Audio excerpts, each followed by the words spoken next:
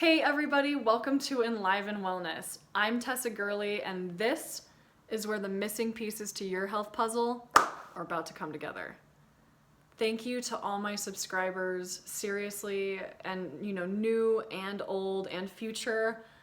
Thank you so much for supporting my work. I love doing this kind of thing for you all. I want to do more of it. I'm going to start a Patreon account.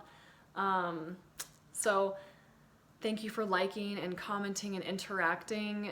I love it. And reaching out. I love working with you, especially one-on-one.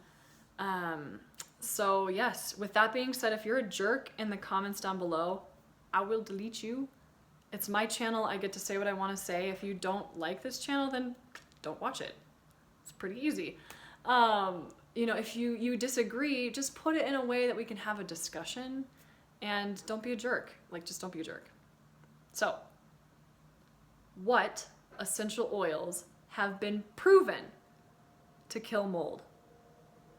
So I went through and I sniffed out the research. I did the work for you guys. I went and delved through the archives to see which essential oils have actually been backed by research studies to kill mold. With that being said, little caveat. I'm not hardcore dedicated to research.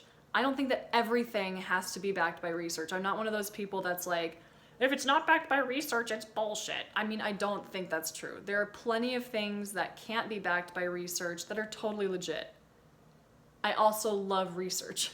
So it's a balance, right? But I'm moderate. I'm able to think for myself. I'm not like, it has to be all well researched, but I'm also like, yeah, research is awesome. But I wanted to find the oils that are actually backed by research. Also, these studies that I found do not talk about ingesting essential oils. That's an entirely different topic.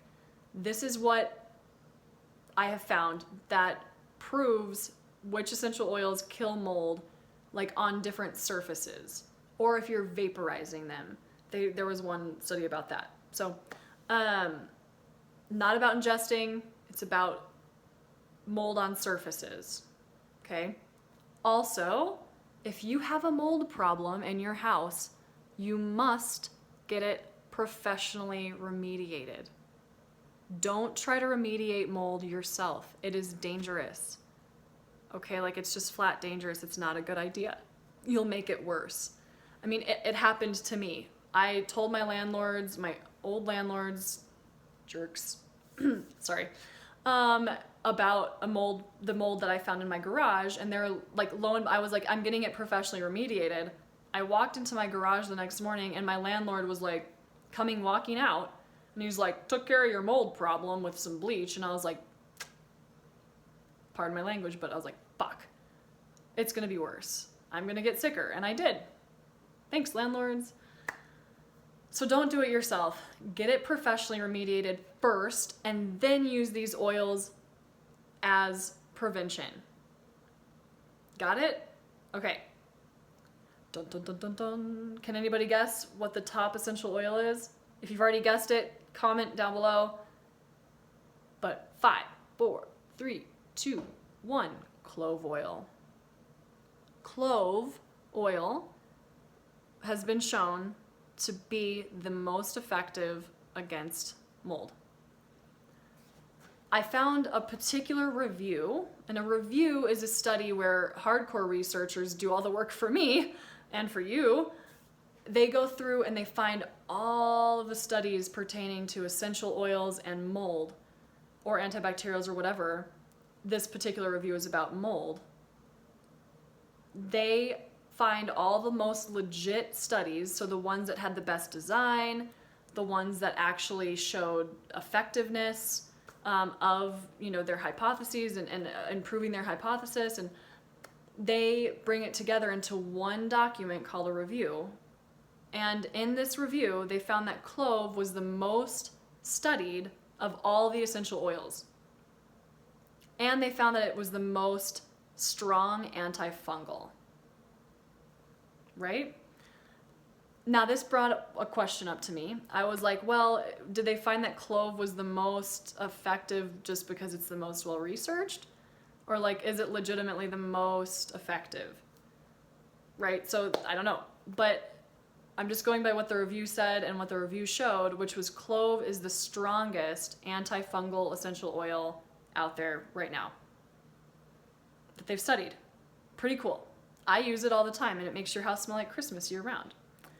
So another study about clove oil showed that particle board, which is a super common building material, that had been dipped in just a 0.63% solution of clove oil inhibited aspergillus and trichothecium for 6 weeks. When this dilution was upped to 3%, that inhibited the growth for 9 weeks. That's awesome. One application, pretty rad.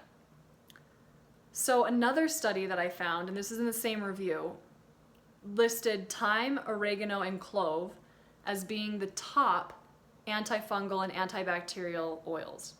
How did they come up with this? And what did they test against? So this study that found that thyme, oregano oil, and clove oil were the most effective took different bacterial pathogens such as E. coli, Salmonella, Staph, Listeria, Enterococcus, and they also put it up against bacterial fungi. Pardon my butchering of these names. I looked up the pronunciations, but some of them are really hard. So they also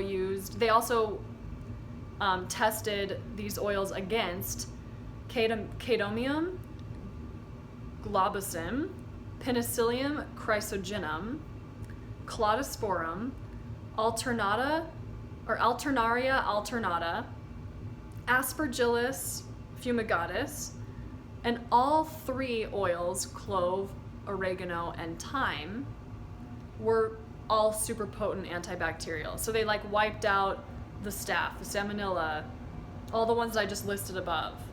But what they found was that each one of them had differing abilities to inhibit the fungi strains. So they weren't all effective against all strains, but they weren't all ineffective against all strains. So each one had a varying effectiveness depending on the strain. Now, my opinion in this, being a researcher and being a student of integrative medicine, and is that it could mean that you need to rotate these oils in order to be the most effective. It's just kind of like, because of a broad use of antibacterial or antibiotics, like we're getting these super bugs because they're just morphing. So it's important to rotate, right? It's important to rotate the essential oils that you use in order to be the most efficacious. What this could also mean is that, like oregano oil will come in and just like clear out a couple of those strains, thyme oil will clear out a couple of those strains, clove oil will clear out a couple of those strains. And what that also means for you is that it's pretty safe to say if you use a combination of these three, then you're pretty safe to go. I'm personally of the opinion that it's good to rotate. So I wouldn't just always use all three. I would rotate those three. So there you have it. It seems that clove oil is the most well-researched, most potent antifungal that will kill the mold. Yeah? But also, I think that it's a good idea to rotate. In my opinion, to kill mold effectively in your home, in your environment, vaporizing, like using a diffuser, or just using, basically like in a diluted cleaning solution, with soap, water, or whatever, and then essential oils. Get yourself a really high quality oregano, thyme, and clove, and you should be good to go. All right.